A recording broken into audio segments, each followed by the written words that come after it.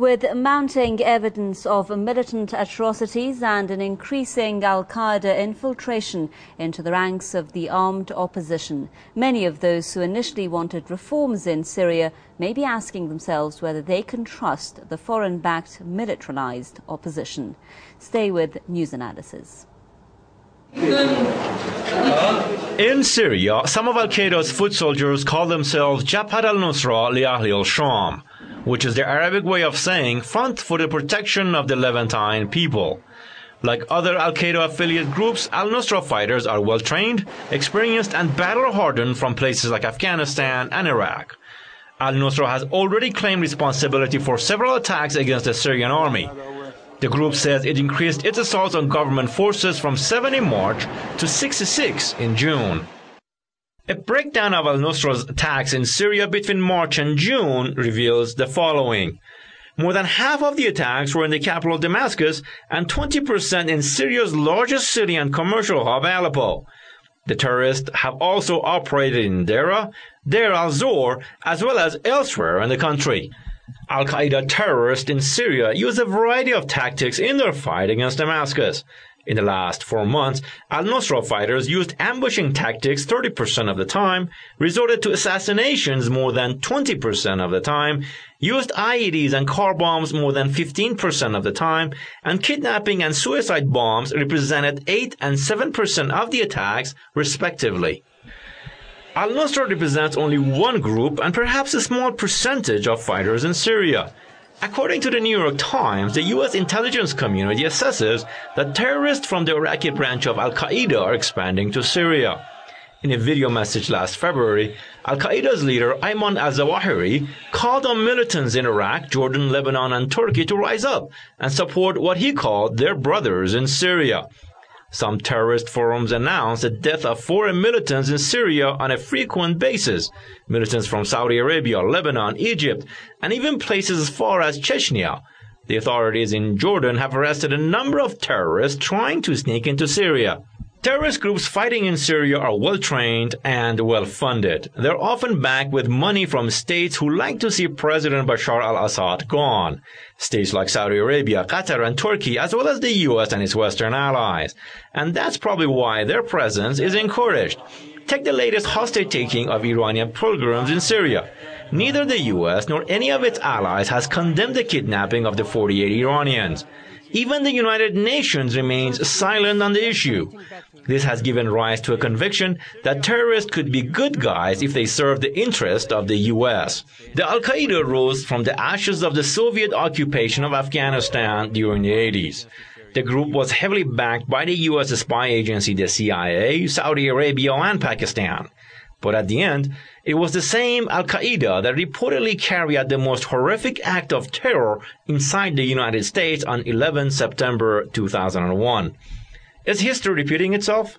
Will the U.S. support for the same ideology in Syria unfold another tragedy? Joining me now live from Washington, author and historian Dr. Webster Griffin Tarpley.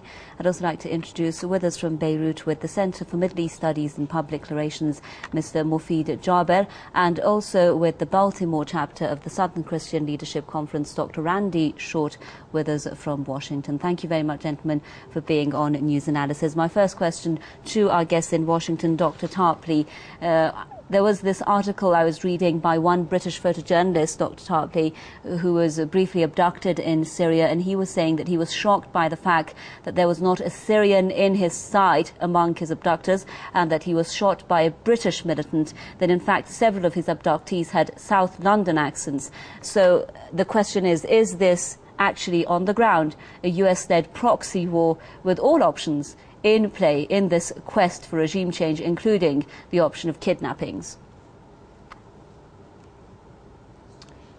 Certainly, this has been a terrorist destabilization of Syria from the very beginning. My diagnosis has always been these are death squads. al-Qaeda and similar groups provide the key personnel for the death squads. They're under NATO control in general. The Saudis, the other reactionary Gulf monarchies provide the money for the weapons, and the recruitment actually has gone on in countries from Morocco all the way to Pakistan, from Somalia all the way to Chechnya. So this is a destabilization. It's a secret army of the CIA, if you will. And the goal, once again, is to destroy the Syrian state. Recent news reports indicate that the so-called Free Syrian Army, the death squads, are focusing on killing government officials, even if they're in the civil service. The government is targeted. They're also attempting to kill scientists, because these people are also considered to be supporters of Assad. And as we've seen on July 18th, a huge terrorist attack on the Syrian government, killing the defense minister and other top personnel. And now the 50 Iranian pilgrims. So there is no doubt this is terrorism. Al-Qaeda has always been, as you point out, the CIA Arab Legion, and it continues to do this. And the Saudi role, of course, is absolutely critical. This has now been on American television. We have network correspondents north of Aleppo saying that they're talking to rebel commanders, and the rebel commanders say, yes, we have Al-Qaeda here, pictures of the Al-Qaeda flag and so forth. So there is no doubt. Right. Mufti Jaber now in Beirut. NBC News reported this past week that the militarized Syrian opposition has now received its first batch of surface-to-air missiles via Washington's NATO ally Turkey. So again, that issue of all options and how much aid or support the United States and its allies, including Turkey, Saudi Arabia, Qatar, are willing to give to these militants. But who is Turkey giving these missiles, for example, to? And are they guaranteeing that these missiles are not going to fall into the wrong hands? On principle, the Turkey and NATO are giving weapons to the Free Syrian Army, but since the Free Syrian Army is not a very cohesive organization, and since the members of the Free Syrian Army are people who have been enlisted into they're not disciplined or professional soldiers, it is very likely that the weapons that have been given by the US and Turkey and their allies to the Free Syrian Army can fall into the hands of different organizations, namely those that are on the extreme spectrum, namely al-Qaeda and the other extreme Sunni organizations like al-Qaeda and the Nusra Front. Right. Well, let's go now to Washington and speak to Dr. Randy Short about this as well. Dr. Short, the CIA, we're hearing, is actively coordinating with a secret command center operated by Turkey, Saudi Arabia and Qatar along the Turkey-Syria border. And that implies, again, that since al-Qaeda, as our guest there in Washington was saying, has actually been proven to be in Syria operating there, how does this alliance with al-Qaeda fit into the ongoing U.S. war on terror?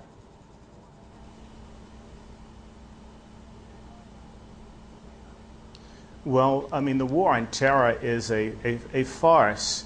It is a way for the rich to steal from the poor, where we can be in perpetual war. So you'll have austerity programs where you'll have 1% of the people have everything and the 99% have nothing. That's one. Al-Qaeda is a U.S. creation. It's almost like a crusader foreign legion. Wherever they want to send them in against Muslim society, they send them in. And either there's a humanitarian intervention or there's a civil war, and they support it. And the U.S. government is very complicit. If you are following that, the Syrian support group can now raise money directly from Americans to give to al-Qaeda. So al-Qaeda is, it's protean. It serves whatever need that they want when they want it. And Dr. Tarpley, again, some are saying and this proves when you have these... Yeah, I'll just go to Dr. Tarpley now. I'll come back to you, Mr. Short. Some are saying, Dr. Tarpley, that the US and its allies are doing, as Dr. Short was saying there, what they did in Afghanistan against the Soviets. They created the militants there that then became al-Qaeda, that then became their enemies. Are they creating another terrorist entity now in Syria? Would you agree with that analysis? I think, again, the goal is to break up the current Syrian state, go from micro-states, mini-states, failed states, entities of all types, they're accusing Assad of wanting to break up the country, which I think is quite fantastic. The big news, however, today is that, according to some reports, the Syrian government forces have actually captured Turkish and Saudi active-duty military officers directing these rebels. So with this, it couldn't be clearer. This is a tentacle of NATO and of the Saudi monarchy, and those officers are on the ground. Now, we've had reports in the past that Syria had captured French officers. I think they would be well advised to show them if this is the case. Let world public opinion see what is exactly going on. And of course, with al-Qaeda, for the whole history of al-Qaeda, the money has come from Saudi Arabia, right? That's how Osama bin Laden got started in the 1980s, as a kind of a bagman or paymaster. However, today the question is whether Saudi Arabia can continue to fulfill that role. Aren't the Saudis now looking very overextended? Aren't they facing a blowback from all these revolutions that they have fomented? Yesterday here in Washington, the Washington Post published an article by David Ignatius, who's tied into the State Department, and he quoted Press TV in one of his articles. He says, "Is Saudi Arabia on the brink of a revolution?" And he quoted the remarks made a couple of days ago by Mr. Ali Al-Ahmed on Press TV about the spreading of the rebellion inside Saudi Arabia, how the end of Ramadan will mark an escalation of this, right, and how indeed factions are beginning to form in the royal family that could lead to a destabilization of Saudi Arabia. This would, of course, put a monkey wrench into the NATO plans for Syria. Right. Well, I'd just like to refer to some reports now that's been spread saying that President Obama signed a secret order earlier this year, and that was when the U.S. was publicly voicing support for Kofi Annan's peace plan. And that signing was about permitting the CIA and other U.S. agencies to provide support that could help the militants oust Assad, according to those reports. Now, Mr. Mufid Jabir, I'd like to put this question to you. Do you think then that based on this, there was initially and originally a concerted effort to disrupt that peace plan that for now, of course, seems very unlikely to work with Kofi Annan resigning?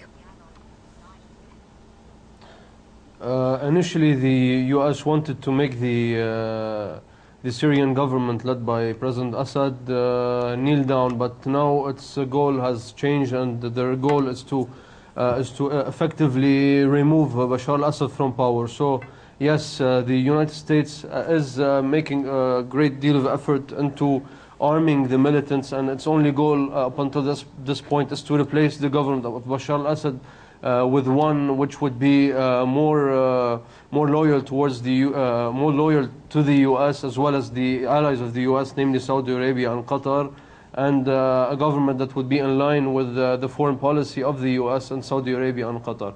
So while the U.S. and the beginning of the conflict, they weren't this enthusiastic about arming the opposition, but now we have reached a completely different stage. Now the U.S. are doing as much as they could to provide the Syrian militants with intelligence reports that would allow them to gain the upper hand in this conflict.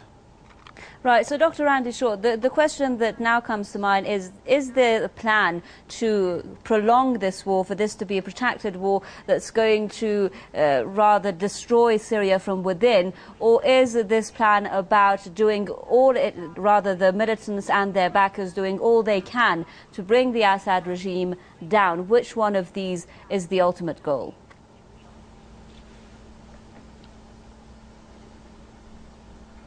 Before I answer that, I simply want to say that Kofi Annan has been more or less a water boy or a lawn jockey for the imperialist powers, and so I never perceived he would be an honest broker. He was there to buy time as they gathered their forces to destroy the nation of Syria and bring down the regime of Bashar al-Assad. Now, in terms of them having a long-term war, I don't think that they want it. I think that they want to do blitzkrieg. This is why you have tanks. This is why you have missiles. This is why you have planes. And this is why they are arming these people with more sophisticated weapons so they can get rid of the Syrian Air Force, and from there, with an Air Force and with anti-tank weapons, there would be almost no asymmetrical conflict, as well as putting regular troops on the ground. If you're aware that the Turks have invaded Syria, they have used the excuse that there are Kurdish armed groups protecting their cities as a provocation, so they've crossed the border. The Turkish government uses as an excuse to intervene its fear of there being a Kurdish state, even if it's semi-autonomous. So Turkey doesn't want this thing to be protracted. The United States doesn't want it. They want these people out. So I think there's going to be a big, violent, bloody push. Okay, and let's have Dr. Tarpley's view on this as well. What do you think, Dr. Tarpley? Would you agree, first of all, that this is going to be not a protracted war, rather, but something very bloody, as Dr. Short was saying there, to bring the Assad regime to an end? And in this situation, do you think a diplomatic solution is even possible? I mean, Washington has been saying, because of the, in their words, intransigence of Russia and China, support for militants is the only means, they say, in which we can save Syria. Well, the Obama administration finding is that they're supporting the rebellion. And of course, the support really goes far beyond what Obama says, because we do know that CIA and special forces people from the U.S. have been in southern Turkey the whole time, probably a year or more, directing the flow of weapons in. Today, we just had another hysterical outburst from Hillary Clinton. She sounds like a lady in a big hurry. And part of it is that this is becoming an embarrassment to Obama's re-election campaign. But the other problem, again, is the logistical weakness. What happens if Saudi Arabia, Qatar, and some other Gulf states, and maybe Jordan, which could easily get sucked into this, what happens if you get revolutions starting in those countries? What does that do to the supply lines for these death squads inside Syria? So it seems to me there's a sense of urgency on the part of the NATO side. The other question is, how about some of these other places, right? Bahrain always deserves to be mentioned. There's a lot going on there the Western media don't talk about. There's Kuwait, the Emirates, Oman, and once again, Jordan. So all of these places, it seems to me, are actually ripe for real revolutions, which would probably aim at the overthrow of these outmoded, obsolete royal dynasties that have been trampling on human rights there for so long. Right, Mr. Mufid Jaber, a lot of people have been saying now that the ranks of those Syrians who did want reforms in the first place, or who still want it now and are desperately actually looking for it, they're slowly realizing that the uprising against President Assad has taken a new and a darker form, and that they cannot now trust this form of opposition, the militarized opposition, the foreign-backed opposition, because of the atrocities we're hearing about taking place. They can't trust that opposition to bring them what they've been looking for maybe originally in Syria. What do you think? Yes. The protests in Syria began with legitimate demands for political rights and economic rights, but they have turned into a completely different thing. One which is basically a struggle between the imperialist forces led by the U.S. and supported by Saudi Arabia and Qatar and Turkey and Israel covertly, and forces that are loyal to the resistance. It is no longer a question of political reforms. It has taken a completely different form. Now even those who opposed Assad and were even vehemently opposed to Assad during the entire reign of Hafez al-Assad and Bashar al-Assad, people who have lived outside of Syria for so many years, are now backing even reluctantly the Syrian government, because it is no longer, as I said, a problem of reforms. It is a war that is being waged on Syria in order to undermine its geopolitical position and its position as a facilitator for the flow of weapons to the resistance in Lebanon.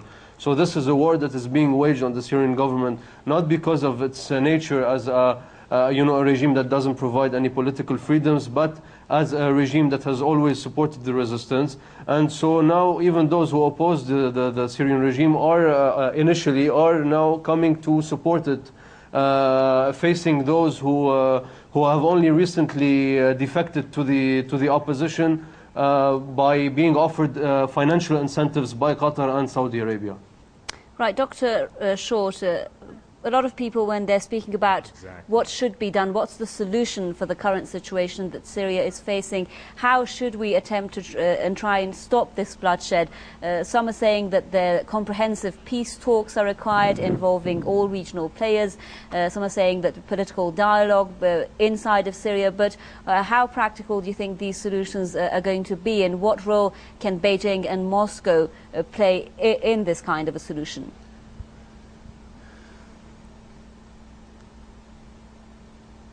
Let me start at the top.